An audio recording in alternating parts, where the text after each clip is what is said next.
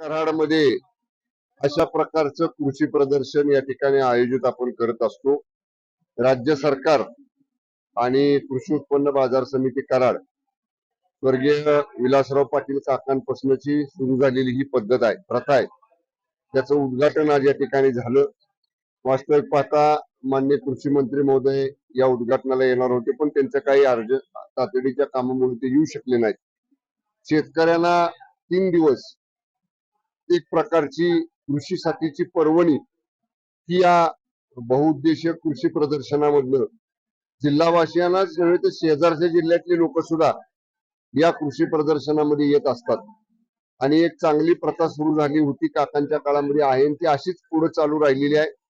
राज्य सरकार, जिल्हा परिषद, कृषी विभाग, सर्व शासकीय यंत्रणा किंवा कृषी उत्पन्न बाजार समिती असेल, सगळ्यांच्या सहभागातनं एक चांगलं कृषी प्रदर्शन या ठिकाणी भरवलं जातं. उत्कृष्ट कृषीतलं नवनवीन तंत्रज्ञान हे शेतकऱ्यांना पाहायला मिळतं, त्याचं प्रात्यक्षिक बघायला मिळतं, त्याची आधुनिक माहिती मिळते.